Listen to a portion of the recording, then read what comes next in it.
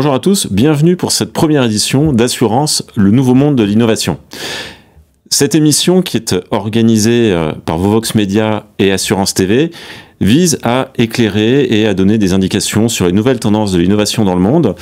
Cette première est consacrée à un sujet d'importance aujourd'hui, à savoir les enjeux stratégiques et opérationnels de la création de valeur dans l'assurance au travers de l'innovation. Alors évidemment, dans un monde qui est bousculé pour des questions géopolitiques, économiques et sociales, on est confronté aujourd'hui à ce qu'on a pu constater comme étant une baisse des valorisations et également un challenge un petit peu dans tout le secteur. L'assurance, le courtage, la surtech en 2023. Et en même temps aussi une recherche de durabilité, au travers notamment de l'ESG. Alors la question qui se pose, c'est est-ce que ces tendances vont persister sur 2024? Est-ce qu'elles ont déjà commencé à pointer du nez? Est-ce que 2025 va être du même acabit? Qu'est-ce qui se passe également d'un point de vue plus opérationnel, notamment sur la création de valeur dans les participations? Avec de plus en plus dans le private equity, on aura l'occasion d'y revenir, des nouveaux rôles qui émergent, par exemple les operating partners. Donc dans cette émission, on va couvrir des sujets autour du financement, autour de la dynamique dans le private equity, de la construction de l'innovation, qui n'est pas que technologique, et puis du coup le retour finalement de l'humain et du leadership dans ces différents modèles. Pour cette émission, merci beaucoup en tout cas d'être présent avec nous. J'ai un parterre d'experts et d'invités prestigieux autour de moi. Donc Édouard Level d'Ardian, bonjour. Bonjour. Emmanuel Papadacci, observateur de la FinTech, bonjour. Bonjour. Et Pierre Gobert, donc expert en innovation et en réglementation. Bonjour Alexandre. Merci d'être avec nous aujourd'hui. Donc, première question, et puis là je me tourne vers les experts de la finance. Emmanuel, pour commencer, on constate effectivement que les tendances d'innovation ont shifté entre 2020 et 2022. Qu'est-ce qui s'est passé en 2023-2024 au niveau venture capital ? Oui, alors on va faire un zoom sur les assurtech et les fintech, parce que l'innovation dans ce secteur ne se résume pas, je dirais, à ces acteurs-là, mais c'est vrai qu'ils sont assez véloces. Si on prend un peu de recul, le monde de la fintech était porté par les paiements depuis les années 2010, et un peu à la surprise générale des acteurs des services financiers, l'assurance a fait un bond, je dirais, hyper important dans ce domaine de la fintech, en devenant même le premier acteur financé par les fonds d'investissement pendant plusieurs années, pendant plus de 2 ans. Alors forcément, qui dit bon dit quelquefois des bons. Voilà, mais en tout cas, ce qu'on peut dire, c'est que l'assurance et la surtech aujourd'hui est un des secteurs les plus recherchés par les investisseurs et par les venture capitalistes. Merci beaucoup Emmanuel. Alors côté private equity, qu'est-ce qu'on a pu voir, Edouard? Est-ce que ce sont les mêmes tendances ou est-ce que c'est différent? Alors, on observe les mêmes tendances, mais nous on regarde le monde en essayant de segmenter un petit peu les tailles d'entreprises au sein de l'écosystème de l'assurance et des services connexes à l'assurance. Il y a effectivement, je rejoins, il y a tout ce vivier InsurTech, de start-up aussi, et qui ont eu beaucoup de financement issus du private equity ces dernières années. Et là, il y a quand même eu un coup d'arrêt assez fort, je dirais, avec 2022, à partir de 2022, hausse des taux, inflation, et beaucoup de capitaux qui étaient déployés se sont arrêtés. On retrouve à peu près la même tendance dans le très large cap. Les grosses opérations de private equity, qui reposent beaucoup sur un effet de levier, une structuration financière, ont connu un coup d'arrêt assez notable à partir de 2022. Le segment, je dirais, au milieu, des entreprises de taille intermédiaire, a été beaucoup plus résilient. Et on y reviendra peut-être tout à l'heure sur les valorisations et l'attractivité de ce segment mid-cap est resté... c'est un segment qui est resté très actif et sur lequel c'est aussi un vivier d'innovation. Parce que c'est ces entreprises de taille intermédiaire dont l'écosystème aujourd'hui n'ont pas le choix que d'innover pour continuer à croître. Donc voilà, je dirais des situations un peu contrastées selon les tailles de segments. Après, ce qu'on voit aujourd'hui, c'est les ingrédients sont quand même en train de revenir pour réaccélérer les levées de fonds, les transactions dans le private equity. Les taux commencent à se normaliser, les valorisations aussi commencent aussi un peu à se normaliser, qui était un des points un peu bloquants au cours des dernières années. Donc les ingrédients sont là. Fin 2024 et on attend 2025, mais je pense que malgré le contexte plus difficile des dernières années, je dirais que ça a presque été un catalyseur pour innover, parce qu'on n'avait pas le choix. On n'avait pas le choix, ces entreprises n'avaient pas le choix. Et nous, en tant que fonds de private equity, on les accélère, on les accompagne dans cette dynamique. Quand le marché est tendu, je dirais que c'est peut-être le meilleur moment pour innover. Est-ce qu'il y avait, excusez-moi, est-ce qu'il n'y avait pas aussi une certaine bulle ou une certaine émulation de choses assez artificielles en fait, et qu'il y avait cet argent assez facile, et que l'innovation en fait, elle vient souvent quand on est dans une situation où on n'est pas forcément à l'aise et qu'on doit se réinventer et qu'il faut à un moment donné chercher des nouveaux leviers et c'est peut-être à ce moment-là où ça devient intéressant justement pour l'innovation, parce que on avait changé quand même beaucoup d'échelles, où on avait des levées de fonds qui étaient pour en revenant sur les insurtech, où on trouvait que des billets de 100, 500 cas, c'était quand même intéressant. Après, on est passé aux millions. Et après, on faisait plus trop la différence entre millions et dizaines de millions. Et ce que je trouve intéressant dans ce retour un petit peu aux affaires et quelque chose qui soit à peu près du monde réel, en fait, où là, les startups ou même les fintech doivent aussi se dire, dans mon business model, il faut que je trouve des axes d'innovation. Et je pense que c'est intéressant aussi d'avoir cette perspective. Après, reste à voir quels seront les axes pour les années à venir. Alors justement, ça nous fait la transition sur la deuxième question, c'est quels sont les vecteurs d'innovation ? Parce qu'on parle beaucoup d'innovation, notamment dans la surtech, autour de la tech, mais pas que. Et du coup, peut-être pour rebondir sur ce que Edouard vous disiez à l'instant, finalement, dans le private equity, on parle aussi du buy and sell, par exemple, pour innover. Comment ça fonctionne ? Et puis justement, quelles sont un peu les tendances qu'on constate ? Donc clairement, la technologie est aujourd'hui un levier très important dans l'innovation, notamment dans nos participations, je dirais quel que soit le secteur. On y reviendra, l'intelligence artificielle, mais pas que. Même l'automatisation d'un certain nombre de tâches, l'innovation dans la relation client, dans les parcours de souscription. Il y a plein de domaines sur lesquels l'innovation passe en partie par la technologie. Et ça a accéléré ces dernières années avec l'intelligence artificielle. Donc je faisais l'exercice avant de venir, je regardais dans notre portefeuille, dans l'équipe Buyout d'Ardian, on a une trentaine de sociétés en portefeuille. Il y en a 22 qui ont lancé ces 2 dernières années des projets d'innovation avec soit la data ou la technologie au cœur de ces projets d'innovation. Ça ne veut pas dire que c'est aujourd'hui à l'échelle, ça ne veut pas dire que ça donne du fruit, et c'est un enjeu aussi, c'est comment convertir l'innovation en résultat à l'échelle de façon pérenne pour les entreprises. Parce que beaucoup d'énergie est mise dans l'innovation autour du développement de produits, autour de la productivité, autour de nouveaux canaux de distribution. Donc c'est très protéiforme. Il y a un enjeu de passer à l'échelle qui est important. Mais je dirais que la technologie reste au cœur des sujets de préoccupation aujourd'hui dans les entreprises qu'on a en portefeuille pour innover. Mais si elle ne s'accompagne pas d'innovation dans le management, d'innovation dans les processus décisionnels dans les entreprises, nous, on a beaucoup d'enjeux de gouvernance autour de l'innovation. Comment on met en place un dispositif autour des équipes qui innovent pour que ça perce, pour que ce soit pérenne, pour que ce soit à l'échelle de nos entreprises, et qu'on quitte un petit peu, peut-être ce que vous disiez tout à l'heure, autant de l'argent un peu plus facile, où il y avait beaucoup d'innovation gadget. Comment on bascule avec la contrainte qui s'est imposé à tout le monde, de l'argent plus rare, d'un retour sur investissement plus rapide que ça ne pouvait l'être il y a quelques années. Comment on passe dans de l'innovation, peut-être en priorisant, en resserrant les chantiers, mais pour que on passe des proof of concept à des vraies solutions industrialisables dans les sociétés. L'avantage, je dirais, du private equity, c'est qu'on a des leviers comme ça internes dans les entreprises qu'on aide à structurer.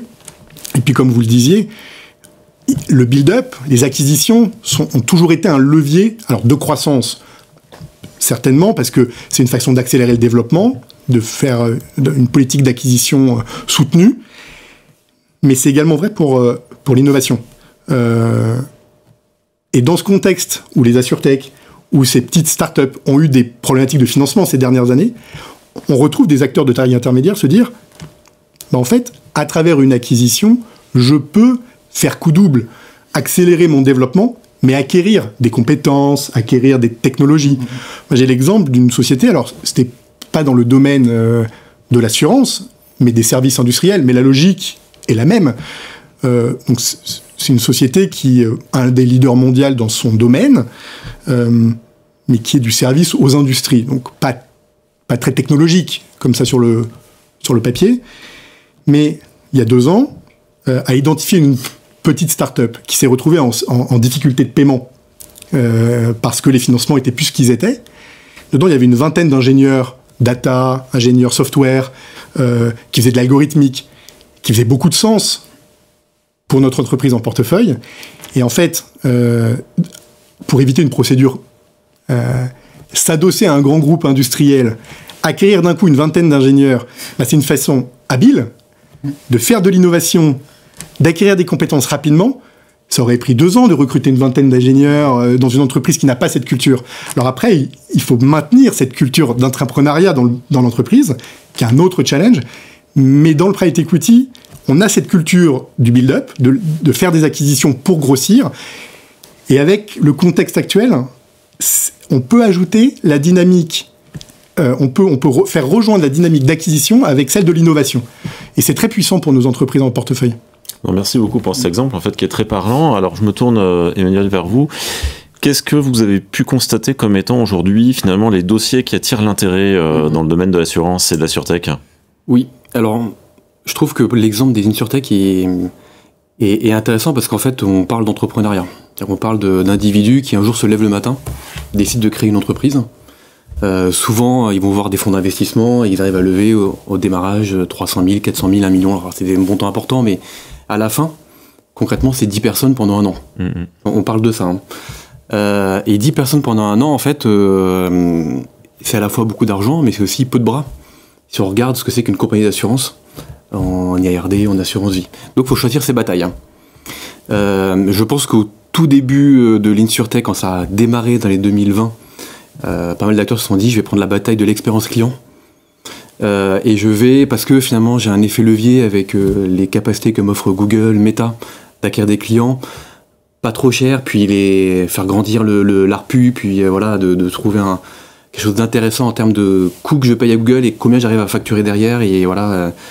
Et en fait, on s'est aperçu que cet équilibre, il n'est pas facile à obtenir, et que finalement, c'est pas forcément un métier qui peut se faire avec peu d'investissement. Au contraire, il faut investir beaucoup pour avoir une notoriété dans le temps. Et donc, c'est vrai que ces premiers acteurs, certains ont des déconvenus, d'autres réussissent très bien, parce qu'il y a quand même des licornes qui font ça quand même. Donc, ça marche. Donc, je dirais que le résultat, il est bigarré, mais comme l'est n'importe quel milieu des startups, que ce soit dans l'InsurTech ou dans n'importe quel secteur. Non, les acteurs qui ont le vent en poupe aujourd'hui, ce sont les InsurTech qui choisissent d'abord une clientèle plutôt B2B. Parce que quand on a un client B2B, mine de rien, son client, en général, il est engagé avec vous dans la durée. Donc ça appelle plus aux investisseurs. Entre un client particulier qui peut partir à tout moment, un client professionnel, un client entreprise, en fait, on est un peu loqué dans des contrats. Donc ça a une visibilité. Le second type d'acteurs qui intéresse beaucoup, c'est les acteurs qui font du B2B2C ou B2B2B. Alors, je vais juste me poser 2 secondes dessus. C'est que, vous savez, quand il y a eu le vers l'or, il y a ceux qui creusaient et ceux qui vendaient des pelles. L'InsurTech, il y a ceux qui creusent et qui cherchent l'or, c'est les acteurs qui se font vers l'expérience client, qui essaient d'attraper des clients finaux.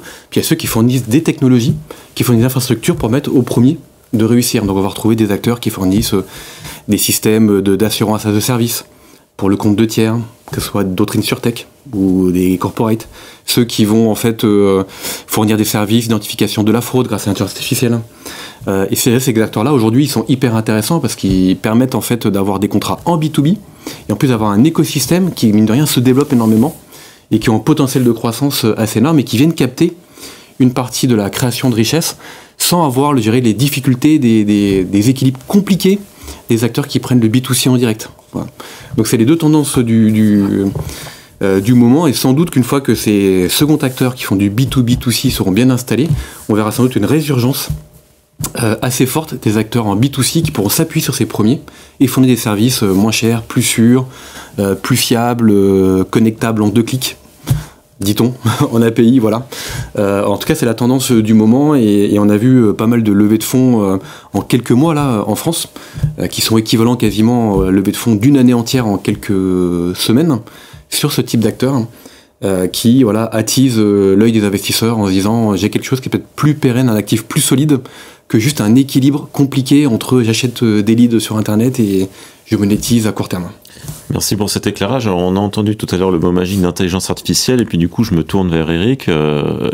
Quel est l'impact aujourd'hui finalement dans le secteur de l'IA? Est-ce que ça a eu autant finalement de prise en main que a pu avoir Solva 2, la RGPD par exemple, ou encore la CSRD plus récemment? Alors, ce qui est intéressant, et d'ailleurs j'ai juste prolongé notre discussion, la dernière levée d'Alan, 170 millions, on n'est pas sur de la tech, ils veulent prolonger leur extension sur la Belgique, et le business model qui était au début B2B aller vers du B2B. Donc on l'a vu en fait, cette date du 30 novembre 2022 de ChatGPT qui a mis en lumière l'IA générative a été le point de départ de cette généralisation de l'IA et cet effet de mode. Mais les assureurs n'ont pas attendu cette IA générative pour investir dans l'intelligence artificielle, puisque il y a une dizaine d'années, on travaillait déjà sur ces fameux travaux de Big Data. On a eu cette vague Big Data qui sont en fait le carburant pour l'intelligence artificielle. Donc on travaillait déjà sur cette approche data science, traitement des données, qualité des données.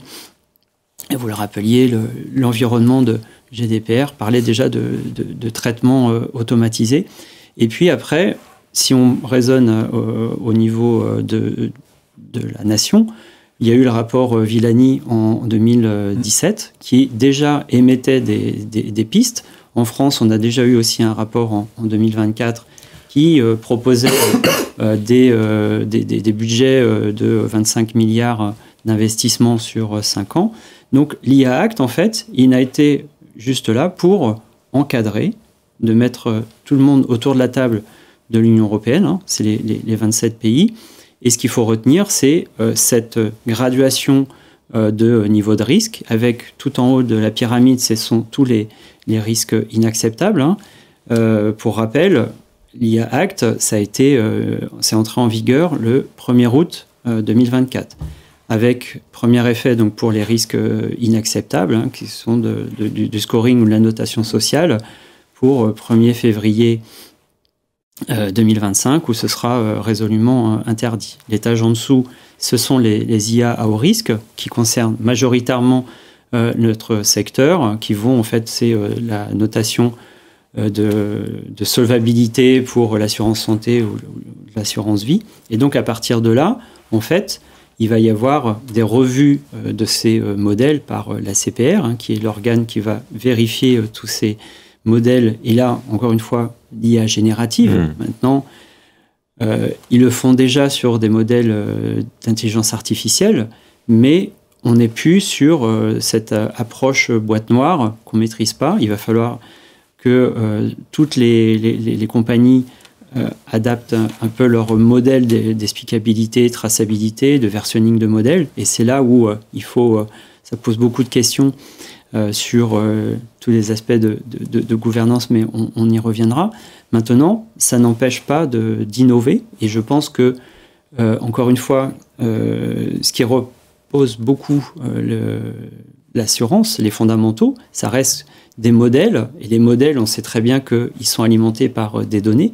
Et que si les données sont de mauvaise qualité, en sortie, on ne comprend pas trop ce qui se passe. Donc il va falloir encadrer et vérifier que la tarification sur n'importe quel produit soit de qualité, que les modèles soient bien gérés, et ça va créer aussi de nouvelles perspectives, parce que l'IA, on parle beaucoup de destruction d'emplois, on va créer de nouveaux emplois, avec aussi des notions on a parlé beaucoup au démarrage d'agents augmentés. On va avoir aussi peut-être des directeurs financiers augmentés, des fonctions qui vont être augmentées par l'IA, et il va falloir vérifier que cette IA soit juste, et que pour le client, ce soit quelque chose qui soit vérifié et que ce soit aussi pérenne dans le temps. Merci beaucoup pour ces différents éclairages. Alors, sujet très concret, finalement. Comment est-ce que vous voyez la création de valeur dans les prochains mois à venir? Alors, je pense notamment sur la partie VC. Ça va être quoi les critères aujourd'hui, finalement, pour arriver à lever des fonds? Alors, effectivement, l'argent est un peu plus rare que précédemment, et je module un peu parce qu'il y a quand même des levées de fonds significatives à des niveaux qu'on n'imaginait pas, ne serait-ce qu'il y a 10 ans. Mais je dirais, c'est un peu fini le temps. On arrivait à lever des fonds avec des belles slides PowerPoint, une idée. Maintenant, il faut démontrer que ça marche. Ce que cherchent les investisseurs, que sont des VC, mais je pense tout investisseur, c'est qu'en fait, le créateur, le porteur de l'innovation ou l'entrepreneur qui lance l'entreprise est un plan à court terme pour en fait augmenter son fonds de commerce, mais aussi est un plan à moyen terme. Et quand je dis moyen, c'est un moyen très rapide pour arriver à un équilibre, pour je dirais se conserver un maximum d'optionnalité. Soit j'accélère et je réinvestis, soit je reste à ma taille et je peux continuer. Ce qu'on a vécu quand même pendant 2 ans, c'est une entreprise qui était à un très fort potentiel de croissance, qui était plutôt saines, mais qui se sont arrêtés par le fait qu'ils n'ont pas trouvé de débouché de financement. Donc l'idée, c'est que ces entrepreneurs prévoient tous les scénarios futurs, ce qui veut dire que les levées de fonds ne sont plus l'alpha et l'oméga du financement des entreprises. Il faut avoir en tête être en autofinancement. C'était un gros mot pendant longtemps, mais une entreprise qui s'autofinance, c'est bien aussi. Enfin, on retrouve un peu les bienfaits de l'économie et ça a de la valeur, notamment chez les acteurs de private equity. On sait que c'est important. Et puis, on le mentionnait aussi, il y a le M&A. C'est-à-dire que la start-up qui démarre toute seule dans son coin, qui va vivre sa vie indépendamment, comme tout agent économique, il peut avoir intérêt à s'allier avec un autre acteur, soit de taille similaire parce qu'il se complète, soit un acteur historique, soit un acteur innovant. Et ce qui veut dire que dès le départ, en fait, il faut que le créateur de l'entreprise pense à ses plans B et en fait adapte son entreprise pour en fait générer des synergies potentielles avec des tiers qui pourront l'aider à se développer demain. Je me permets de rebondir là-dessus, parce que c'est un sujet qu'on a eu en préparation de l'émission, c'était en fait penser dès le départ à une stratégie de sortie ou d'adossement, mais en fait, il faut y penser au démarrage, et c'est pas un gros mot de le dire, en fait. Oui. En fait, on a vécu dans les années plutôt 2010 à 2015, un monde où en fait, les startups devaient croître quoi qu'il arrive, et puis on verra comment on monétisera. Ça aujourd'hui, ça n'existe plus. Faut être très clair, même dans l'intelligence artificielle. Il faut un plan, je dirais, et en fait, ça se conçoit dès le début. Parce que quand on recrute des personnes, si on estime que travailler avec un grand corporate demain, un grand assureur, les personnes qu'on recrute day one doivent avoir la manière de travailler avec ces gens-là. En termes de sécurité, d'approche de la donnée, de sérieux, de respect de l'argumentation, il faut le penser dès le début. Si on estime que c'est une optionnalité avec un corporate, il faut les penser dès le début. Et on peut plus, comme c'était il y a 4-5 ans, démarrer, tout feu, tout flamme, et puis se dire on verra plus tard. Voilà. Je pense que c'est là ce qu'attendent vraiment les investisseurs aujourd'hui, c'est qu'on soit face à des entrepreneurs qui ont cette épaisseur et cette vision, des scénarios futurs à plusieurs années devant eux. Merci, en tout cas c'est très intéressant. Alors Édouard, du coup, je me souviens d'une discussion qu'on a eue en préparation sur l'importance de l'humain, de la création de valeur par les operating partners. Qu'est-ce que vous pouvez nous dire de ça, par exemple, dans votre pratique? Non, c'est effectivement une chose importante, et je rebondissais sur un message qui a été dit tout à l'heure. En requis à ce qu'une innovation, notamment technologique, fonctionne, on a parlé d'avoir le besoin de structurer la donnée, parce que si elle n'est pas structurée, ça fonctionnera pas in fine, ou ce sera laborieux. Et l'autre présupposé, c'est de la compétence humaine aussi. Et nous, on le voit, alors, peut-être sur nos segments, moi je regarde le prisme de l'innovation dans l'assurance par les sociétés qu'on a en portefeuille, qui sont des ETI, de quelques, je dirais, centaines de millions de chiffres d'affaires à 1 ou 2 milliards. Donc, c'est ces entreprises qui sont suffisamment grosses pour avoir les moyens d'innover, mais qui sont pas non plus des mastodontes qui peuvent dépenser et investir dans la durée sans retour sur investissement rapide. Ces entreprises de taille intermédiaire, ce qu'on a observé, c'est qu'elles avaient besoin de renforcer leurs équipes. Et ça, c'était un prérequis à ce que l'innovation fonctionne bien. Dans des métiers de Chief Digital Officer, de Chief Technology Officer, même de patron de la transformation, parce que derrière, c'est tout le change management. Il faut accompagner l'entreprise dans ces nouvelles façons de travailler. Et pour accompagner cette transformation, de plus en plus de fonds d'investissement font appel à ces operating partners, vous en parliez à l'instant. C'est-à-dire qu'il y a les équipes d'investissement qui sont indispensables pour identifier des opportunités, travailler avec les entreprises en portefeuille. Mais de plus en plus, les fonds d'investissement se sont dotés de ces équipes qui sont des anciens chefs d'entreprise, des anciens consultants, qui viennent étoffer l'équipe d'investissement.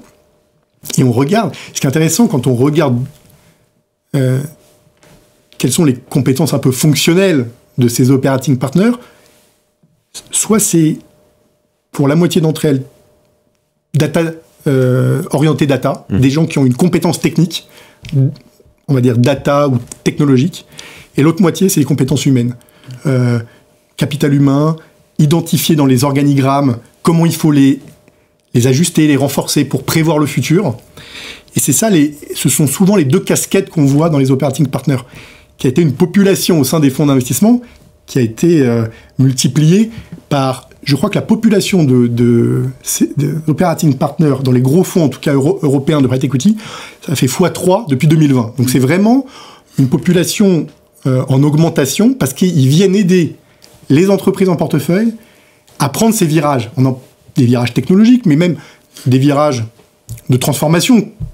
Et c'est peut-être un point nouveau, en fait, dans le métier de l'investissement, d'allier des compétences d'investissement et des compétences qu'on appelle operating partners, qui viennent aider à transformer ou aider les patrons à se transformer, à transformer leurs organisations.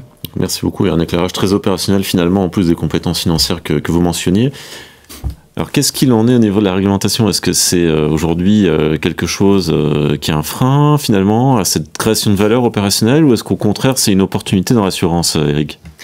C'est une très très bonne question. Il faut voir que de toute façon, notre secteur, il est quand même très réglementé.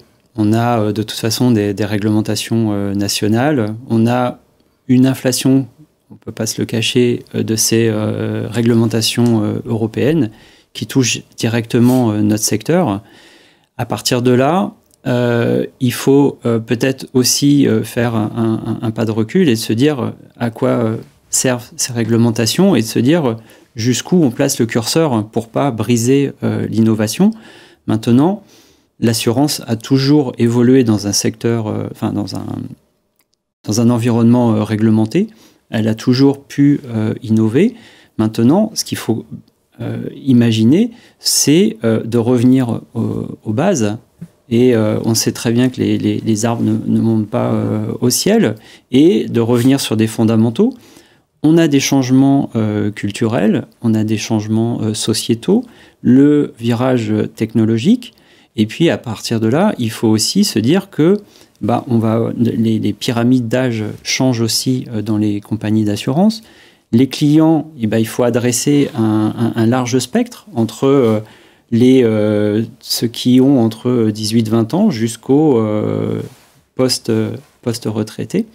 Et donc, à partir de là, il faut arriver à avoir cette agilité qui passe par l'innovation dans l'organisation en elle-même, cette agilité de pouvoir être en mesure d'avoir des produits innovants, mais aussi en termes de services. Et je pense que moi, en tout cas, ce qui m'attire, c'est aussi de créer cet écosystème, d'aller vers de nouveaux business models avec des nouveaux produits, des nouveaux partenaires.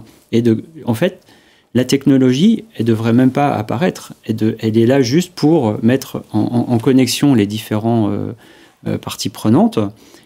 Et la réglementation, l'assurance et même la banque, c'est très réglementé. Donc, à partir de là, il faut juste s'assurer qu'on respecte la réglementation. Mais dans les faits, ces risques qui sont listés, notamment, vous parliez de l'IA Act, ce sont des choses qui sont déjà connues. Il faut juste enrichir la cartographie des risques. Après, en termes de gestion, de bonne gouvernance, moi, je milite pour qu'il y ait un comité nouvelles technologies ou nouvelles tendances pour qu'on puisse intégrer en fait tous ces changements. Et ce n'est pas que de la technologie. On voit bien que les comportements des jeunes générations changent, les besoins changent, les canaux de distribution aussi changent par rapport à l'assurance.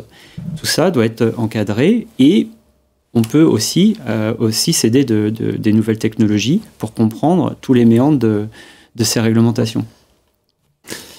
Merci beaucoup. Du coup, enseignement clé de cette émission, retour au pragmatisme, aux fondamentaux.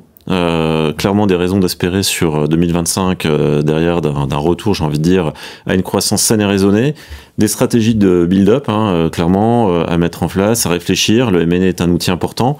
Savoir finalement quelle est la ligne d'arrivée quand on démarre, je pense que ça c'est fondamental. Ne pas redouter la réglementation comme vient de le dire Eric. Du coup, merci beaucoup Édouard Level, merci beaucoup Emmanuel Papadacci, merci Eric. Merci Alexandre.